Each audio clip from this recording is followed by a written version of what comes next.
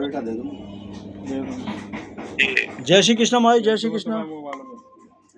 Mobile भेज तुमको। प्रणाम स्वामी जी। जी जी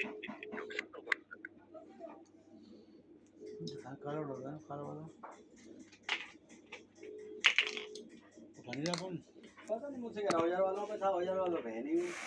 चला निकल गया।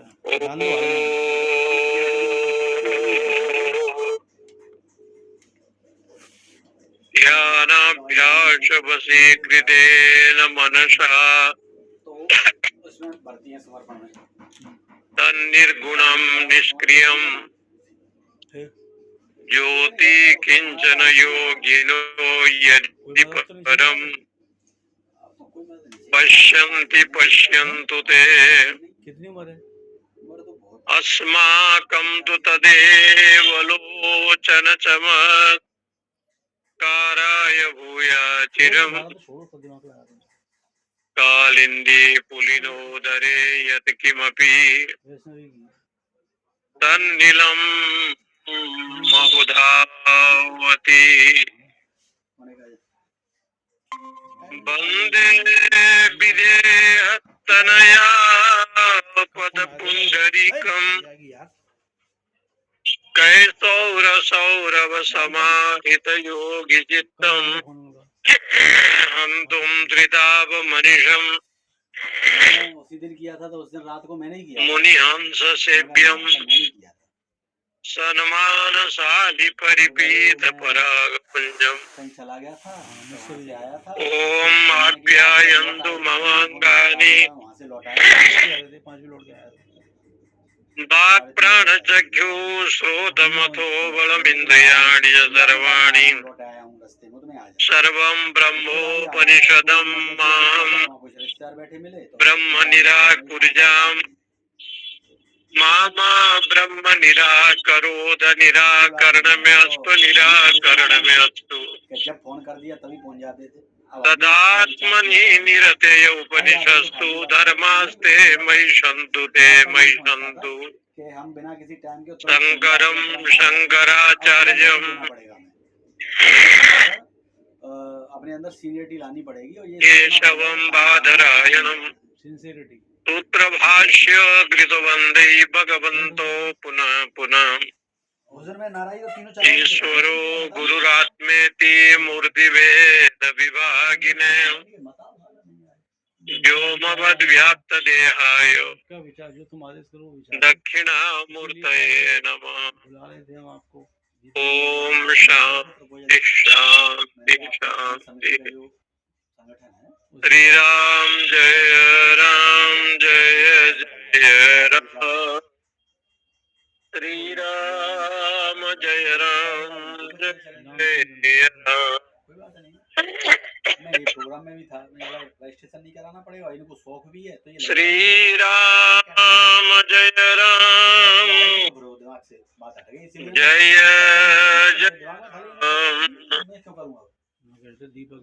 श्री राम जय राम जय राम। श्री राम जय राम थोड़ा सा हल्का हो गया। जय राम। श्री राम जय राम जय राम। तो तभी तो मैं व्हाट्सएप कॉल कर रहा हूँ, सादा कॉल कर रहा हूँ, लग ही नहीं रहा था आपका। विज्ञानं भावध्यानात् भूयो विज्ञानेन वा ऋग्वेदं विजानाति यजुर्वेदं सामवेदं अथर्वणं चतुर्थम् इतिहास पुराणं पंचमं वेदानां वेदं पितृराशिं देवं निधिं वाक्यम् एकायनं देवविद्यां ब्रह्म विद्यां भूत विद्यां क्षत्र विद्यां नक्षत्र विद्यां सर्प देव जन्म विद्यां दीवं च पृथिवीं च वायुं च आकाशं च आपश्च तेजश्च देवाश्च रखा था पटका में। मनुष्याश्च पशुश्च भयांसी च पाँच छह लोग थे। तृण वनस्पति छवा पदान्या तुरंत होता कीट पतंग पिपलिकम धर्मं च सत्यं च अमृतं च साधु च हृदयज्ञं च अन्नं च रसं च इमं च लोकम् इमं च विज्ञानेन एव विजानाति विज्ञानमुपाश्रयति।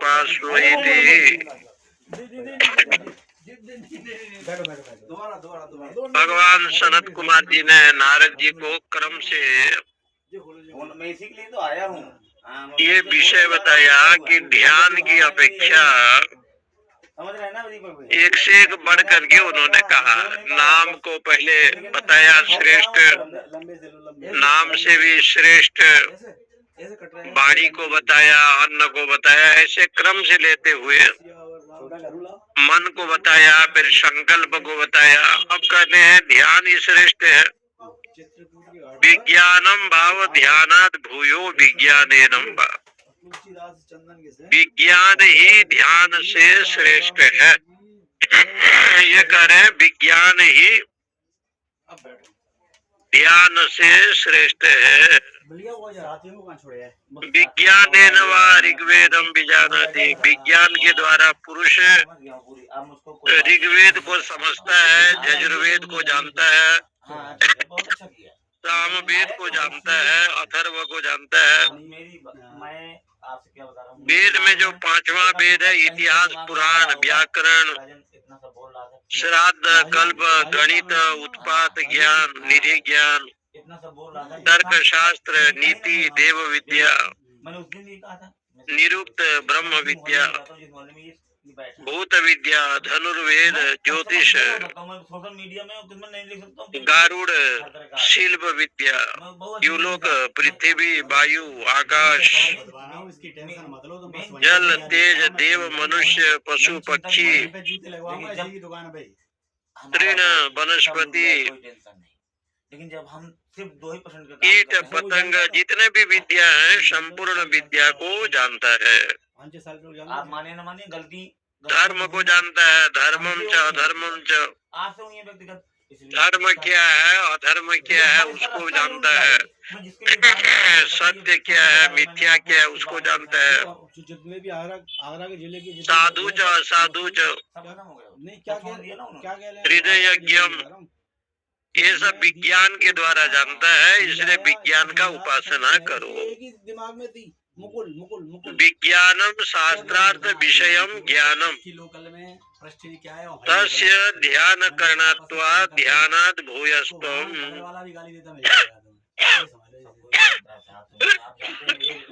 ये जो विज्ञान शब्द आया है, जिसको आप विज्ञान कहते हैं, जमाने से आ जा रहा हूँ भाई विज्ञान क्या है, किसको विज्ञान कहते हैं?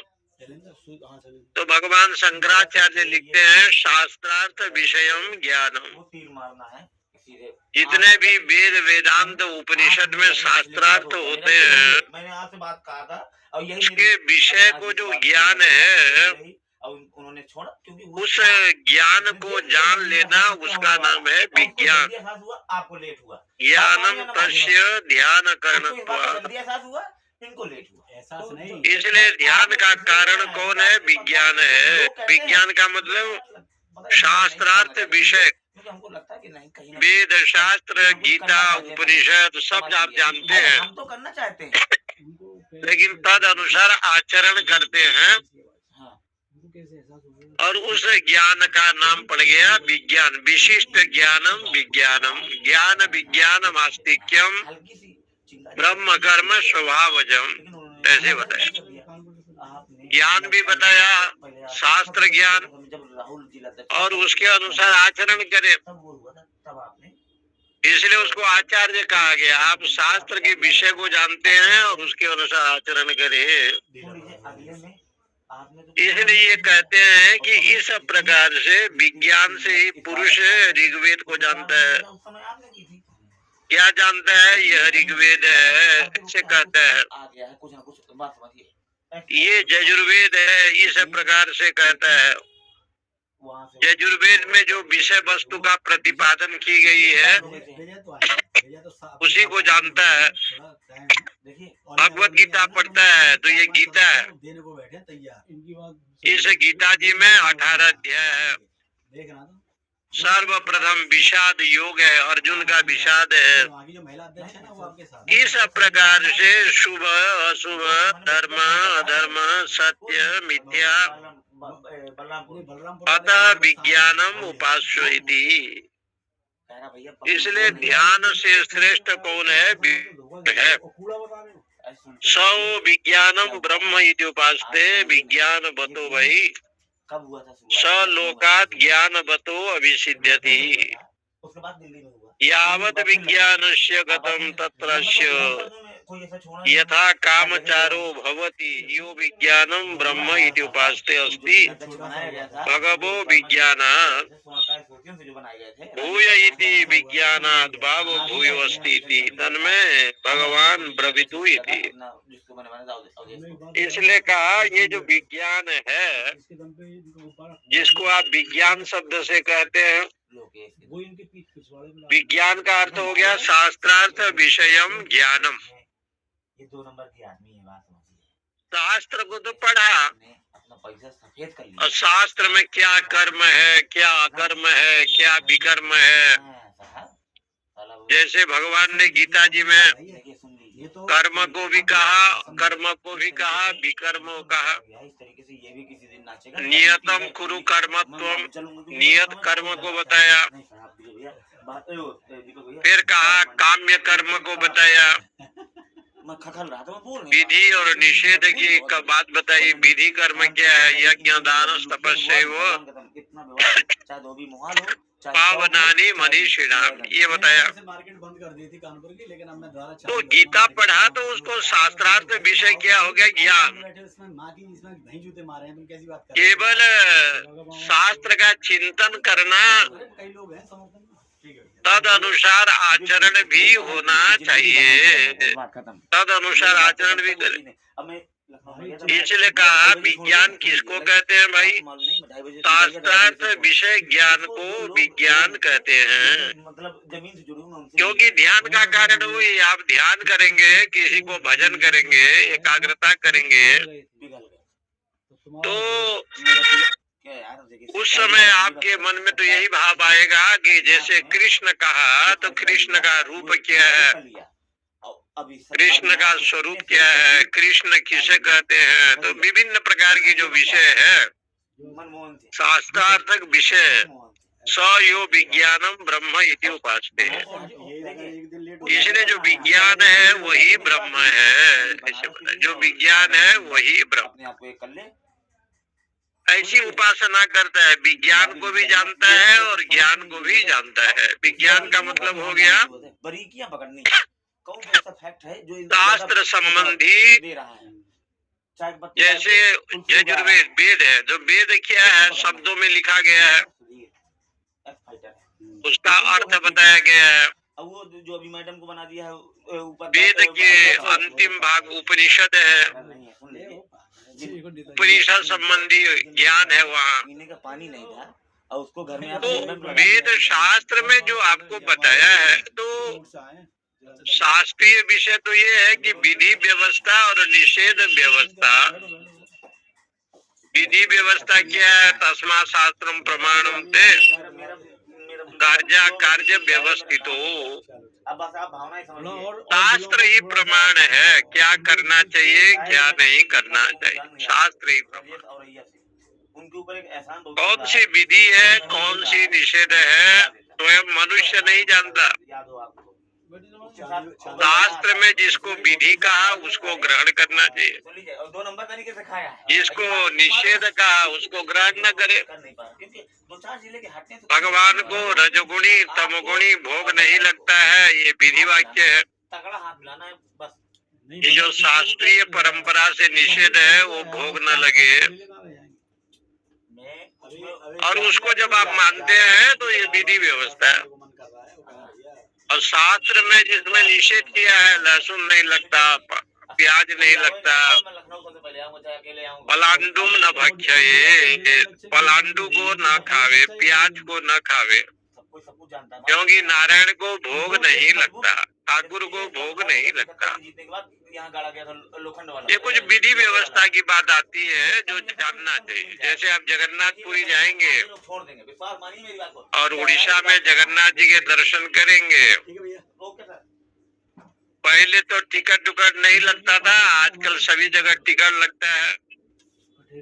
जहाँ भोजन बनाते हैं और मिट्टी के बर्तनों को रखते हैं, वहाँ भी कुछ पैसा देना पड़ता है। पहले तो 2 रुपया लेते थे, अब 10 रुपया हो गया। और देखेंगे तो बर्तन का नीचे भाग तो जलता नहीं है उस हांडी का, और ऊपर में जो दाल रखा है, चावल रखा है, ऊपर के भाग धीरे धीरे परिपक्व होता है, और जब पक जाता है तो नीचे का भाग पकता है। ये नियम तो सिर्फ जगन्नाथ जी में। घर में ऐसे आप बनावे तो नीचे सब जल जाएगा, नीचे का बर्तन भी जल जाएगा, चावल भी जल जाएंगे, दाल भी जल जाएंगे, सब्जी भी जल जाएगी। राष्ट्रीय महासचिव थे। लेकिन नारायण की वरदान या धाम का महत्व, किस बात पे छोड़ा? नीति और अनीति। ये सब ये कुछ विधि व्यवस्था है, ऐसी व्यवस्था है जो विधि व्यवस्था है। जैसे बद्रीनाथ में आप जाएंगे तो गर्म पानी है, ये क्या है कि आप संगठन बना, केदार खंड में जाएंगे तो परमात्मा ने ऐसी व्यवस्था की है।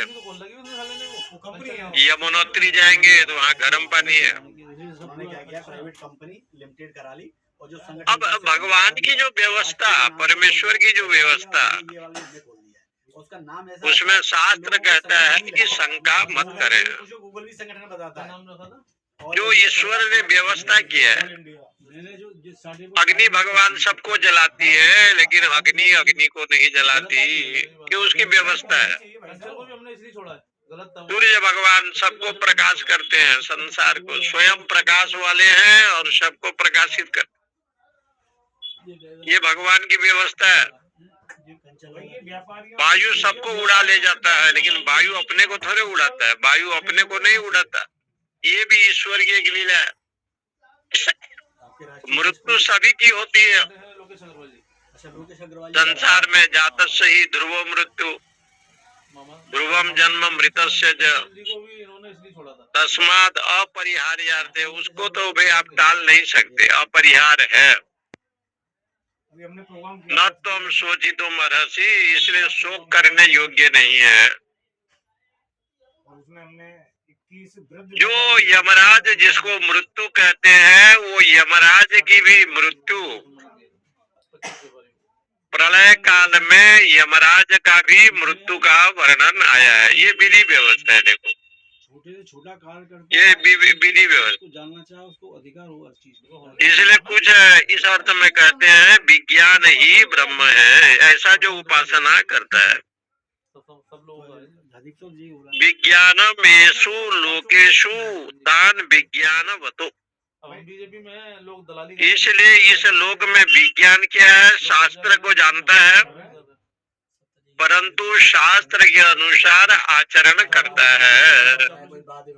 न मैं पार्थास्ति कर्तव्यम त्रिषु लोकेषु किंचन नाना वाप्तव्यम वाप्तव्यो वर्त एव च कर्मणि। मामला है हमारे पास भी, तीनों लोगों में मुझे कोई करना शेष नहीं रहता। भगवान कहते न मैं पार्थास्ति कर्तव्यम त्रिषु लोकेषु किंचन, लेकिन मैं अपना कर्म करता हूँ, मुझे कुछ कर्म करने का शेष नहीं रहता, फिर भी अपना कर्म मैं करता हूँ।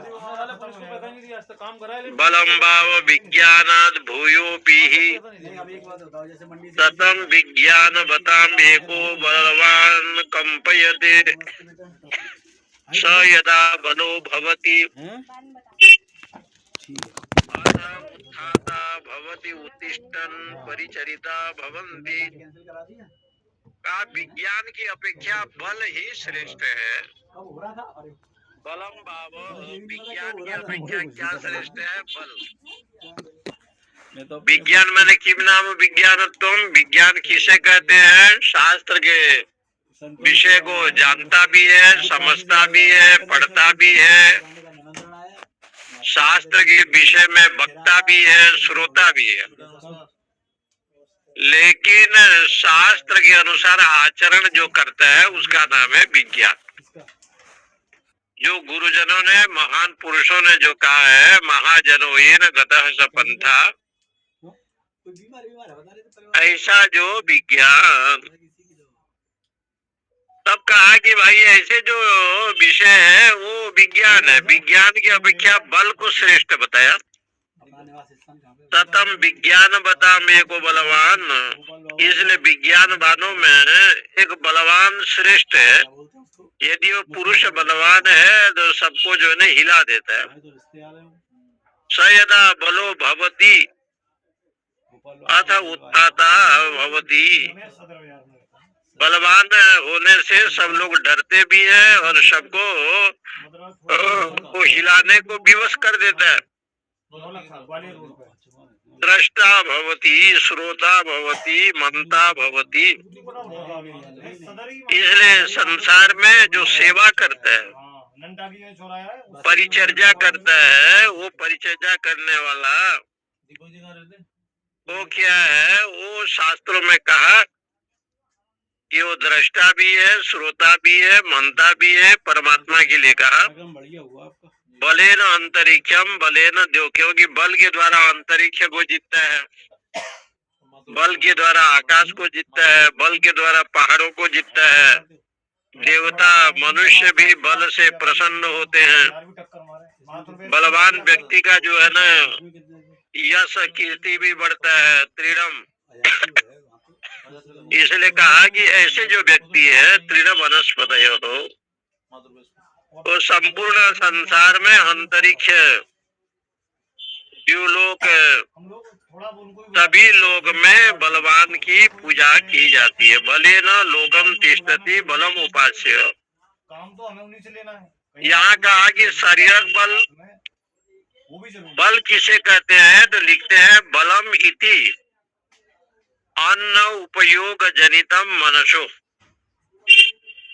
बल का मतलब यहाँ पर ये बल नहीं है कि शरीर में बहुत बल है। शरीर में कितना भी बल होता है, भोगे रोग भयम, यदि भोग करता है तो रोग आ जाते हैं। भूले च्युति भयम, बहुत बढ़िया घर में जन्म लिया है, चरित्रहीन हो गया तो बिगड़ जाता है। और कहते हैं विद्ये नृपालात भयम, बहुत धन है तो चोर डाकू राजा का भय। भोगे रोग भयम कुले च्युति भयम, विद्ये नृपालात भयम, मौने धन्य भयम। बहुत मौनी है, जैसे आज मौनी अमावस्या नाम पड़ा, ऐसे तो सभी जगह पर लोग स्नान करते हैं गंगा इत्यादि में। प्रयागराज का बड़ा महत्व है। काशी जी में लाखों लोगों ने डुबकी लगाई। ये मौनी अमावस्या नाम इसलिए पड़ा कि मौन होकर के लोग पूजा अर्चना करते हैं, मौन होकर के दान धर्म करते हैं, भंडारा करते हैं, अन्न क्षेत्र में देते हैं, संत ब्राह्मण गौ की सेवा करते हैं। इसलिए ऋषि लोग तपस्या का एक अंग मौन को भी बताया। मौन का मतलब होता है अनर्गल प्रलाप वंचकम, जो व्यर्थ बात करते रहते हैं उससे रहित। ऐसे वाणी बोलो जो सार हो, सत्य हो, जिसमें तपस्या की शक्ति हो, और व्यर्थ जो है वाणी का नाश नहीं करना चाहिए। इसलिए जब माला का जप किया जाता है सुमिरन, तो उसको दिखा करके जप नहीं किया जाता है। एक सुमिरन रखा जाता है, एक वस्त्र रखा जाता है और माला लोग जपते हैं, गुरु मंत्र को जपते हैं, माला को जपते हैं। सुमिरन पद्धति में ये, इसलिए व्यर्थ जो है वाणी का नाश करना ये घोर अपराध माना गया।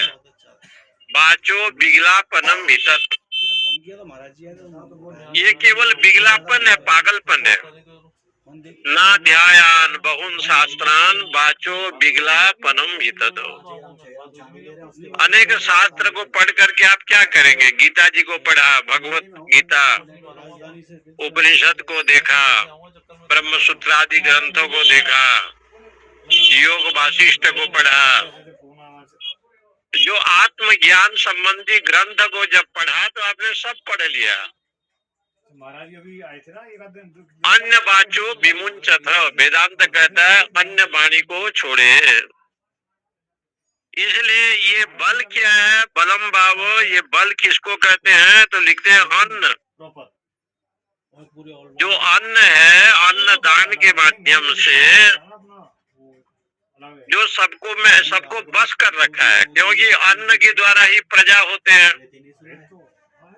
अन्न के द्वारा ही ये संसार की उत्पत्ति होती है, अन्न के द्वारा नारी और पुरुष में शुक्र शोणित बनता है, अन्न के माध्यम से पुत्र संतान आदि का जन्म होता है। इसलिए अन्न दान सबसे बड़ा दान है। अन्न बल, शुद्ध सात्विक अन्न को ग्रहण करें। इसलिए अन्न जो दान है, अन्न का जो विषय है, उसका उपयोग है, सात्विक उपयोग है।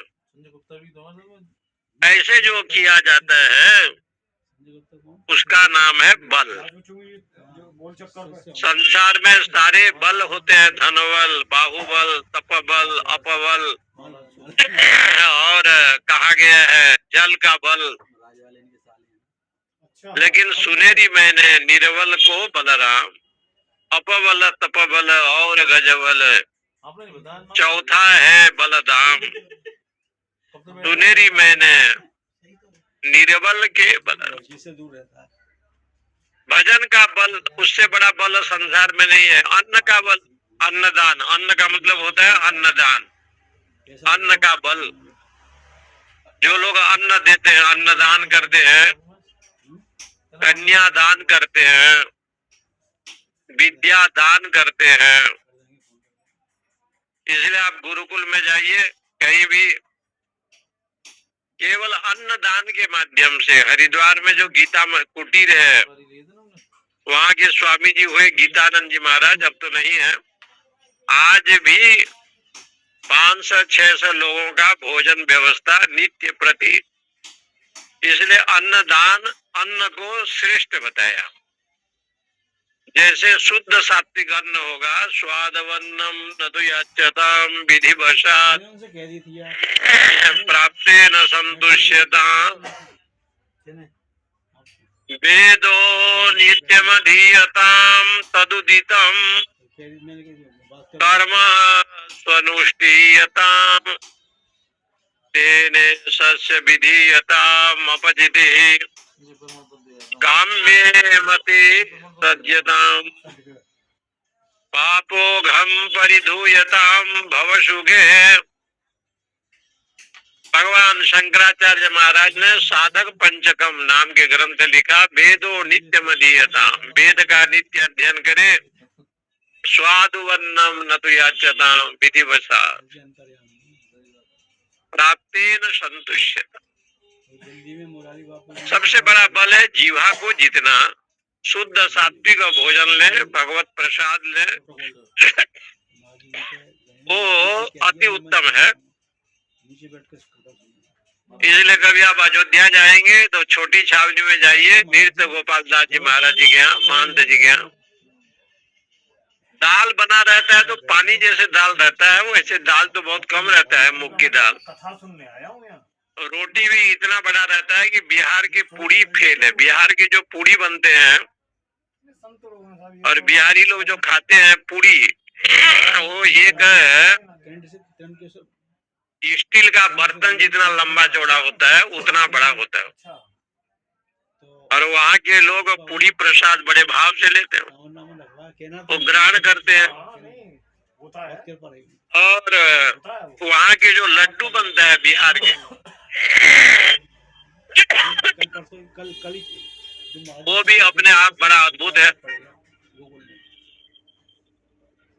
बिहार के दही, बिहार के लड्डू, बिहार के आम, लंगड़ा आम, विशेष कहीं पे जाना हो आपको, ये बड़ा अद्भुत है। लेकिन वहाँ जब आप जाएंगे तो अन्नदान का ये महत्व ये कहा गया है कि अन्न के द्वारा मन भी शुद्ध होता है। किंतु अन्न कैसे होना चाहिए?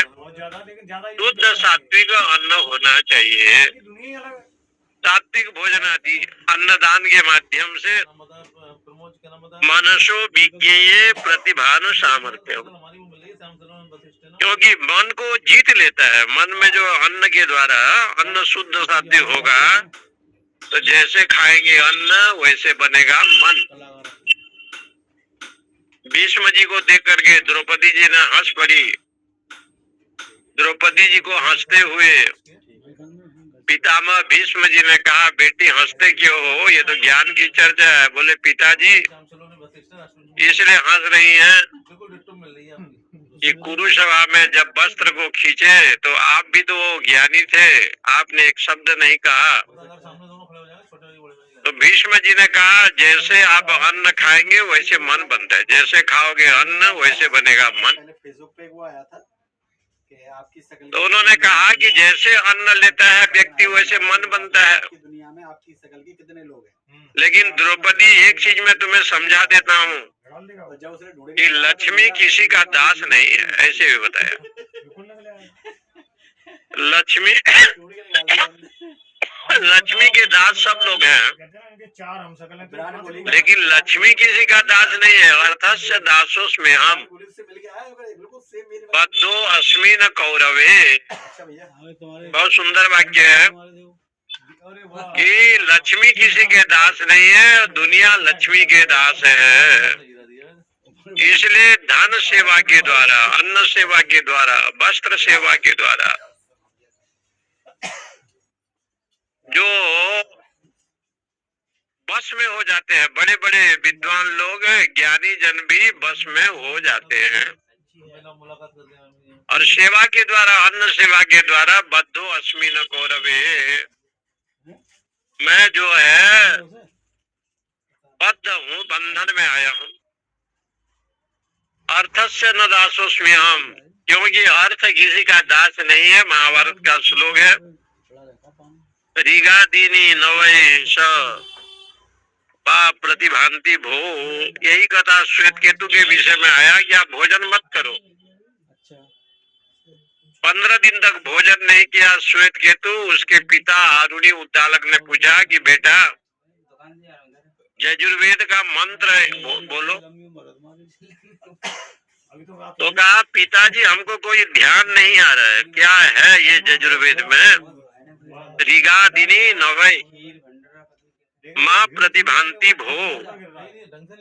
ये ऋगादि इत्यादि जो वेद मंत्र है मुझे ज्ञान नहीं आ रहा है, क्योंकि 15 दिन से भूखा है, उसको ज्ञान नहीं है। जब अन्न खाया, भोजन किया,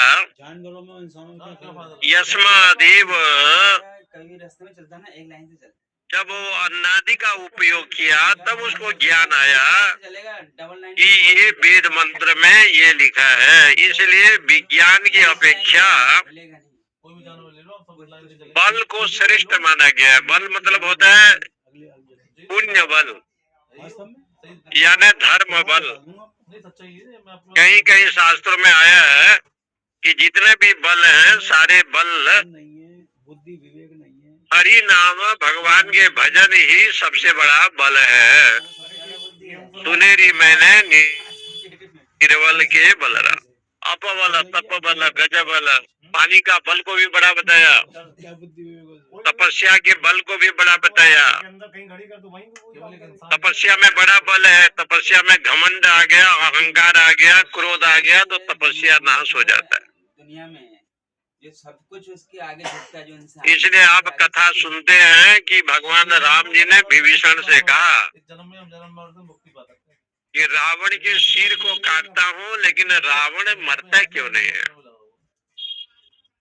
इसका कोई उपाय बताओ। विभीषण ने कहा उसके नाभि में अमृत है, अमृत है। बहुत बदल गया ना। और नाभि में जब अमृत है, उसको यदि बाण आप चलाएंगे वहां लक्ष्य करके, तो रावण का मृत्यु संभव है। भगवान राम ने सोचा कि नाभि में इसका अमृत है, तो संतों का अभिप्राय है कि उसके नाभि को कोई सर्जरी उन लोगों ने नहीं किया था, डॉक्टरों ने। ये वहाँ ऑपरेशन करके नाभि में अमृत भर रखा था। ऐसे बात भी नहीं थी रावण का। ब्रह्मा जी ने वरदान दिया था नाभि में अमृत है। तो रामायणी विद्वानों की मान्यता है कि रावण के पास जो जावे, मारीच गए तो राम की कथा सुनाया, विभीषण आया तो राम की कथा सुनाया, उसके दादा आए माल्यवान तो राम की कथा सुनाया, मंदोदरी आई तो राम की कथा सुनाया,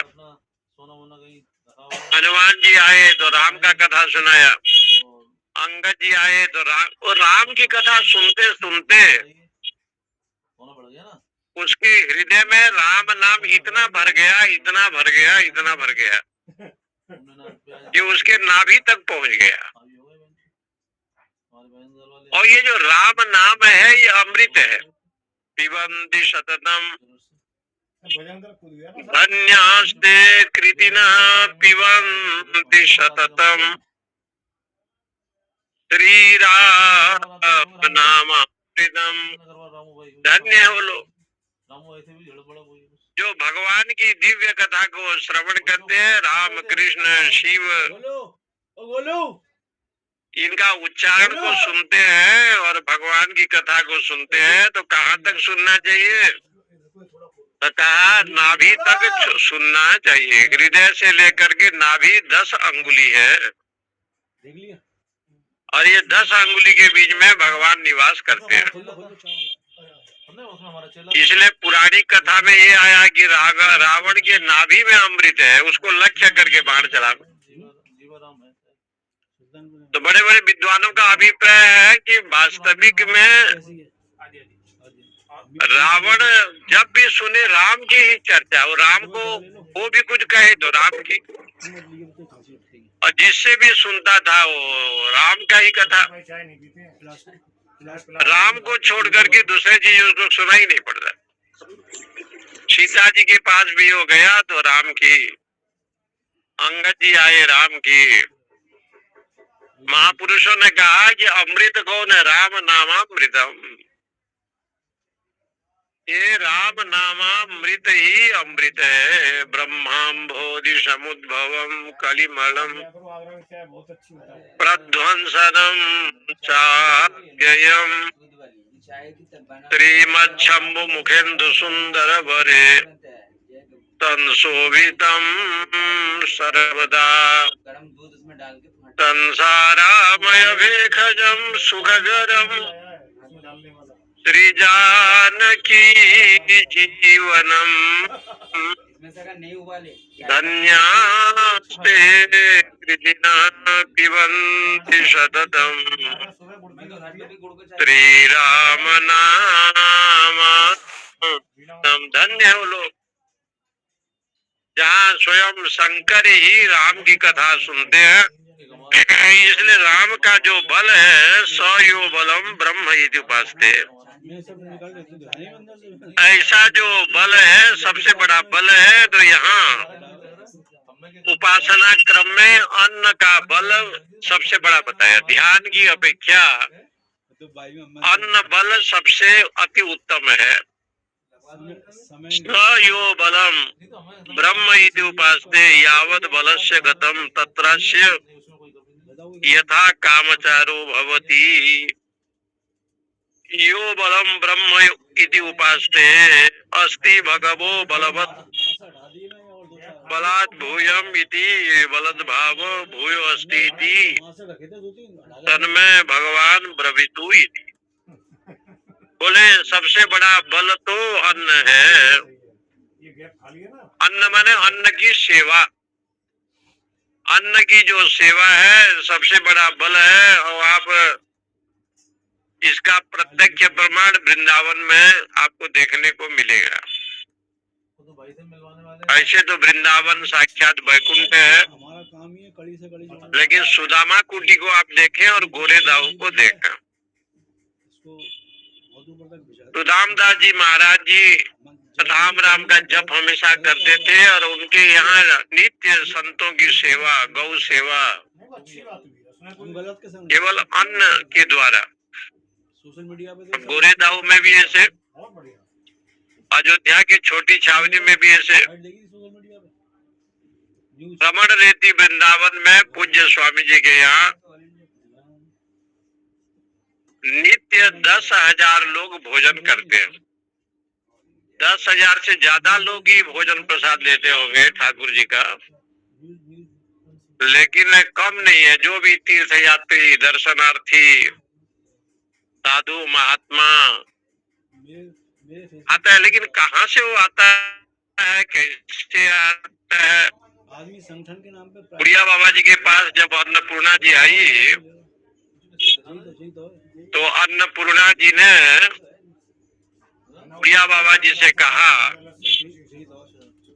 कि कोई वरदान मांगो, मैं दर्शन देने के लिए आई हूँ। तो उड़िया बाबा जी ने कहा कि माता रानी आपकी कृपा बनी रहे, एक सेवा आप करना, मेरे यहाँ जो भी साधु संत ब्राह्मण गौ आवे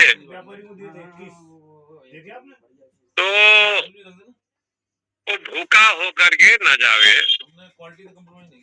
सभी की जो है ना, आपका अन्न खाली न रहे। तो जगदम्बा जी ने कहा कि ऐसी बात है ना, जैसे द्रौपदी जब तक भोजन नहीं करती थी सूर्य दत्त थाली में, तब तक अन्न बना रहता था, लेकिन द्रौपदी यदि खा लेने के बाद उस बर्तन में जो है ना अन्न नहीं रहता था, सब समाप्त हो जाता। लेकिन जगत सृष्टा भगवान दुर्वासा जी के 60,000 जब शिष्य आए और भोजन करना था उनको, और देवी द्रौपदी प्रसाद ले चुकी थी, भगवान का स्मरण किया। द्वारकाधीश जब पधारे कृष्ण को भूख लगी थी, तो कृष्ण ने कहा कि भूख लगी थी और थोड़ा भोजन प्रसाद दे। तो वहाँ लिखा है कि भगवान को देख करके द्रौपदी महारानी ने कहा कि आपके यहाँ तो 16,108 पटवंशी हैं, रानियां हैं, क्या भोजन पानी स्वादिष्ट नहीं बनता क्या? उसका क्या है तो भगवान ने कहा कि द्रौपदी, मैंने अपने जीवन में 2 घर में बढ़िया भोजन किया, पेट भर, बड़ा स्वादिष्ट। तो द्रौपदी जी ने सोची होगी कि सत्यभामा के घर में, रुक्मिणी के घर में, तो बोले नहीं नहीं। एक घर था सवरी का घर, सवरी जी के यहाँ जो भोजन किया इतना स्वादिष्ट, इतना भरपूर मैंने खाया कि मुझे सबरी का भोजन प्रसाद जैसे था और कहीं मिला नहीं। अपने जीवन में सबसे अति उत्तम भोजन प्रसाद सवरी जी के यहाँ दिया। द्रौपदी जी ने कहा कि दूसरा घर, बोले विदुर जी के घर। दुर्योधन की मेवा त्यागो, साग विदुर घर खाए। भगवान ने विदुर के घर में जो भोजन प्रसाद लिया, केला वो दे रही है विदुरानी, और केला को तो हटा दिया, केला के छिलके को दिया, तो भगवान ने भी लिया, तो सामने विदुर जी को भी खिलाया। तो बोले विदुर के घर में जो भोजन, ऐसे भोजन कहीं मिला नहीं। 2 परिवार में मैंने 2 अतिथि के घर में बढ़िया भोजन प्रसाद मुझे मिला, अब तुम्हारे पास यहाँ आया। तो कहते हैं कि आप जितना भी भोजन प्रसाद बनाओ, चाहे गोभी बनाइए, पनीर बनाइए और कुछ बनाइए, सबसे बढ़िया जो सब्जी बनता है आज के डेट में वो पालक है, बथुआ की सब्जी है, एक भाजी साग होता है, सबसे बहुत बढ़िया बनता है। उसको लोग बनाते हैं, बंगाली लोग तो बहुत बढ़िया बनाता है। लेकिन द्रौपदी माता जी ने उस दिन भाजी साग बनाया होगा, जहाँ बर्तन में चिपक गया था और भगवान ने लिया उसको। तो इसलिए कभी कभी सिद्ध होता है कि जब भगवान परमेश्वर ही जब ग्रहण करेंगे, श्रद्धा के द्वारा आप देंगे, भक्ति के द्वारा देंगे। इसलिए आज भी देखिए कथा आती है ना, ये जो राजकोट में जो परिवार था, दोनों पति पत्नी, उनके घर भगवान कृष्ण जब गए तो उन्होंने खूब सेवा किया। जालाराम बापू गुजरात के राजकोट में धीरपुर गांव में उनका घर था और उनकी पत्नी सेवा करती थी भगवान का। भगवान बहुत परेशान करते थे, ताड़ना करते थे। ब्राह्मण वेशधारी भगवान थे, द्वारकाधीश। अंतिम में भगवान ने कहा, इतना परेशान करने के बावजूद भी जालाराम की पत्नी ने इस ब्राह्मण की शिकायत नहीं किया।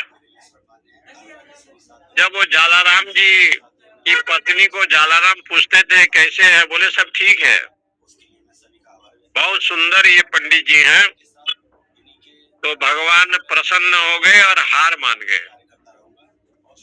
तब से धीरपुर में, गुजरात के सौराष्ट्र प्रदेश में, भगवान वहाँ दंड कमंडल के रूप में प्रकट हुए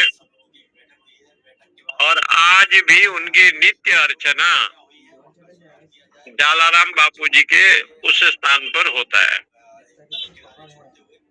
इसलिए यहाँ कहते हैं कि सबसे बड़ा क्या है, अन्नम, अन्न की उपासना करे। अन्नाद न निंदा तद व्रतम, उपनिषद में और भी कहा है कि अन्न की निंदा न करे। अन्न से बड़ा और संसार में कोई चीज है नहीं। अन्नाद भवन्ति भूतानि, भगवान ने भी कहा। यहाँ छांदोग्य उपनिषद में कहा अन्न ही ब्रह्म है, ऐसे दृष्टि रखे।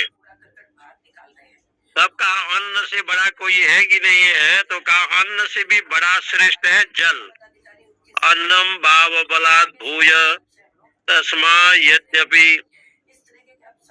दशरात्रिर्नाक्षी आदि यूह जीवेद अथवा दृष्टा श्रोता मंता बुद्धा कर्ता विज्ञाता भवति अयथा न अन्न अस्याये ब्रह्म दृष्टा भवति श्रोता भवति मंता भवति बुद्धा भवति कर्ता भवति विज्ञाता भवति अन्नम उपास्यति। अन्नम भाव बलात् भूयः,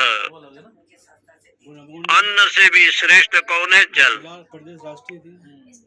इसलिए जल यदि नहीं होगा तो अन्न नहीं होगा, क्योंकि अन्न का हेतु जल है, इसलिए श्रेष्ठ है। तस्मात् यदि अभी 10 रात्रि, इसलिए 10 दिन तक भोजन न करे, लेकिन वो कुछ बोल नहीं पाएगा, कुछ कह नहीं पाएगा, अदृष्टा, अश्रोता, अमंता बन जाएगा, इसलिए अविज्ञाता हो जाएगा।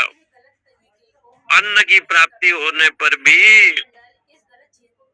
जल उससे बड़ा, बिना जल के अन्न नहीं होगा।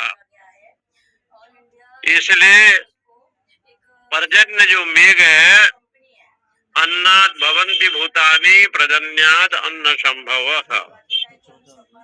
पर्जन्य जो मेघ, मेघ के द्वारा जो जल की वृष्टि होगी, जल ही उससे श्रेष्ठ है। इसका मतलब ऐसे जल आप ग्रहण करें जो शुद्ध हो, सात्विक हो,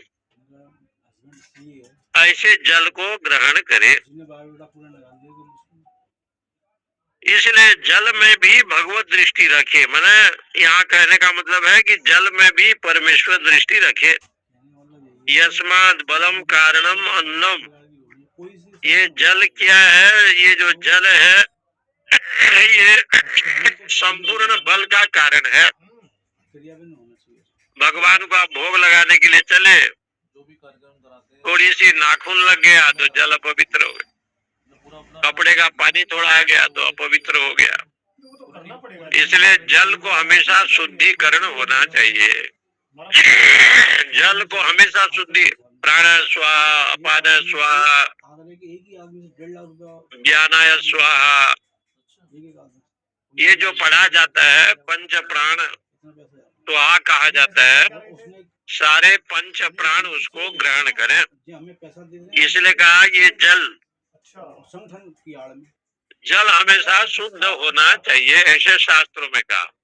जुड़े रहना चाहिए इससे। जल अन्न से अपेक्षा जल, क्योंकि यहाँ पे जल जब होगा और अन्न को जब धोएंगे, चाहे चावल हो, दाल हो, उड़द हो, जो भी अन्न है, जब तक धोएंगे नहीं वो शुद्ध नहीं होता। वस्त्र है, जल से नहीं धोएंगे शुद्ध नहीं होता। कंपनी और सुदामा जी पहुँचे, भगवान ने देखा, कंपनी है वो। कंपनी है। भगवान का दर्शन करते करते सुदामा जी कंपनी तुम समाज बड़े संकोच में है कि भगवान क्या कर रहे हैं। इसी नहीं, समाज को और सुदामा जी ने सोचा कि भगवान का दर्शन तो हो रहा है चित्रकूट से आए थे और पैर में कांटा चुभा है, भगवान निकालने लगे नहीं, सही है, बहुत और सुदामा जी के आंखों में अश्रु है और भगवान के आंखों में अश्रु है। बड़ा होटल नरोत्तम पंडित ने लिखा, कवि ने, कि सुदामा का ये प्रेमाश्रु देख करके भगवान को भी रोना आ गया। देखिए सुदामा की दीन दशा, सारे हो के हम जो है करुणा निधि, जाते हैं। करुणा करके रोए, क्या हुआ है? योगी साहब में पानी परात को हाथ छू नहीं, 10 दिन पहले की। नैनन के पग से जल धोए। भगवान से हमारे मने करते हैं लोग चीज बात ये जो अश्रु बिंदु है आंख का, ये सबसे बड़ा शुद्ध है। जो उनकी मतलब भक्ति करते समय भक्त भगवान का स्मरण करता है तो रोने लगता है। संबंधित बात करेंगे। इसलिए कहते हैं जीव आपका भी तो होगा अपि अदृष्टा भवति। जल शुद्ध हो, पवित्र हो, अपना तो इसलिए अन्न से भी श्रेष्ठ जल है। जो आचमन किया जाता है उसमें ये सब कहा जाता है, पवित्रम अपवित्रम वा सर्वावस्था गतो पिवा यह स्मरेत पुंडरीकाख्यम स बाह्याभ्यंतर शुचि। ये पढ़ा जाता है। मंगलम भगवान विष्णु, मंगलम गरुड़ध्वज, मंगलम पुंडरीकाख्य, मंगलाय तनु हरि। इसलिए कहा जाता है कि मेरा मंगल हो। लेकिन वो वैसे एक्टिव है, लेकिन अद्वि गात्रेण शुद्धंति, ऐसे कहा गया कि जल के द्वारा शरीर का शुद्धि होता है, वस्त्र का शुद्धि होता है। ऐसे शास्त्रों में ये बताया है। स यो अन्नम ब्रह्म इति उपासते, इसलिए अन्न ही ब्रह्म है, ऐसे उपासना करता है। संग में ऐसा करेंगे, उससे भी वो धनवान बनता है, यशवान बनता है, अन्न की प्राप्ति होती है। लेकिन अन्न से भी बढ़ करके कुछ है तो सनत कुमार ने कहा वो जल है। जल को हमेशा शुद्ध रखे, शुद्धिकरण करे। आपो यावान अन्नत भूय, जल ही अन्न की अपेक्षा उत्कृष्ट है, ये कह रहे। आपो यावान अन्नत भूय तस्माद यदा, इसलिए ये संसार की जो उत्पत्ति हुई है ये अन्न के माध्यम से तो है, लेकिन अन्न से जल श्रेष्ठ है। सुवृष्टि न भवती, यदि सुंदर वृष्टि न हो व्याधि अंते तो लोग दुखी हो जाते हैं। प्राणान्नम कनियो भविष्यति, इसलिए जो है ना ये सुवृष्टि हो तो सब आनंद में रहते हैं, कुवृष्टि हो जाए तो सब दुखी हो जाते हैं। यद देवा मनुष्य यद पशवश्च भयांसी तृण वनस्पतय, जितने भी लोग हैं, देवता, मनुष्य, पशु, पक्षी, तृण जितने भी हैं बिना जल के सब दुखी होते हैं, ऐसे भी बताया। जल की वृष्टि नहीं होती है तो सब लोग दुखी होते हैं। 12 वर्ष तक त्रेता युग में लोमपाद राजा के यहाँ अनावृष्टि हुई, बारिश नहीं हुई। तब वो विभांडक के पुत्र ऋष श्रृंग को लाने के लिए शांता कन्या गई, और विभांडक जहाँ तपस्या करते थे वो जगह का नाम है, ये बनारस में काशी जी में विश्वनाथ मंदिर के आगे आप चलेंगे तो गोदलिया आएगा। गोदलिया के आगे एक मोहल्ला है, बंगाली टोला। विभांडक ऋषि वहाँ तपस्या करते थे, ये कथा लिखी है। और विभांडक महाराज तपस्या करते करते जब तपस्या किए तो एक छोटा सा शिवलिंग रखे थे, बहुत छोटा सा, जैसे अंगुली होता है ऐसे। शंकर जी प्रसन्न हो गए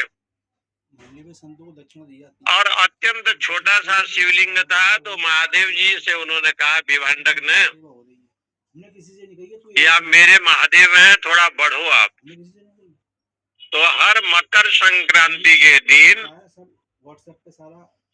शंकर भगवान जो है तिल होता है, तिल के समान बढ़ते हैं,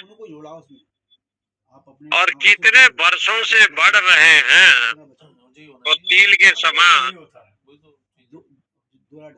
विभांडक ऋषि के तपस्या से प्रसन्न होकर शंकर जी बढ़ते बढ़ते बढ़ते इतना बढ़ गए हैं कि नहीं होगा तो इस समय 2 कुंटल का वो शिवलिंग है, बहुत बड़े हो गए, इसलिए वो महादेव बाबा का नाम पड़ गया तिल भांडेश्वर। ये तिल भांडेश्वर भगवान है। वो बढ़ते बढ़ते इतना बड़े हो। विभांडक ने तपस्या की और उनके पुत्र जो है ऋष श्रृंग, वो जहाँ जाते थे जल की वर्षा होती थी। शांता कन्या लेकर के पहुंची और अयोध्या में लोमपाद राजा के यहाँ जब पहुंचे तो बारिश होने लगा। स यो आपो ब्रह्म इति उपास्ते आपनोति सर्वान कामान तृप्तिमान भवति यावद्याम गतम तत्रास्य यथा कामचारो भवति यो आपो ब्रह्म इति उपास्ते भगवो अद्भ्यो भूय इति अद्भ्यो भाव भूयो अस्ति इति तस्मै भगवान ब्रवीतु इति। इसलिए कहा कि ये जल में ब्रह्म की दृष्टि करो, ये असो ब्रह्म इति उपास्ते। ये जो आप है, जो जल है, यहाँ ब्रह्म दृष्टि करे और ऐसी उपासना करे। माने जैसे ब्रह्म दृष्टि करेंगे तो शास्त्रों में बताया ना, ऐसे ऐसे सज्जन को देखा कि जल में लोग थूकता नहीं है। आप बताइए, जल में अपने कपड़े को धोता भी नहीं है। पढ़ते भी हैं, देखते भी हैं। जल में यदि गंगा जी में स्नान किया तो कपड़ा बाहर धोएगा, वही जो निचोड़ देगा कपड़े को। जल में स्नान करेगा तो उसके पहले जल को प्रणाम करेगा, अभी भी है। और उसके बाद स्नान करने के बाद दूध दही घी जो भी होगा पूजा का फल वल फूल ये सब समर्पित करेगा। स्वामी प्रसाद मौर्य। और उसको उसके शरीर में यदि थोड़ा थूकने का भी हो गया, मल आ गया, दुर्गंध आ गया, तो बाहर करेगा। क्योंकि उसमें एक भाव आता है कि वरुण जो है साक्षात जो है भगवान है। अभी आपकी फोटो नहीं आएगी। नंद बाबा भी वरुण की पूजा करते थे। रात में नहीं नहाना था, नहाने गए तो वरुण चुरा करके ले गया, भगवान लाए। इसलिए जलो ही वरुण, ये वरुण देवता जल है। जल जितना शुद्ध होगा आपका हृदय मन उतना पवित्र होगा। इसलिए जल में ब्रह्म दृष्टि रखना चाहिए। ओम पूर्णमदः पूर्णमिदं पूर्णात् पूर्णमुदच्यते पूर्णस्य पूर्णमादाय पूर्णमेवावशिष्यते।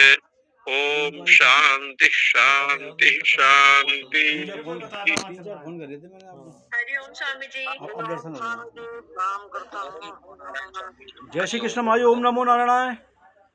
जय श्री कृष्ण। हरिओम हरिओम।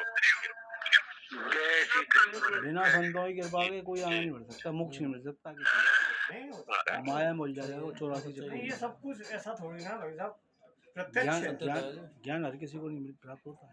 उनके भाग्य में ही नहीं है। जिसकी नेक नियत होगी, शुद्ध अंतःकरण होगा, अपने आप रास्ते खुलते जाएंगे। जी। ये किसी के द्वारा थोड़ी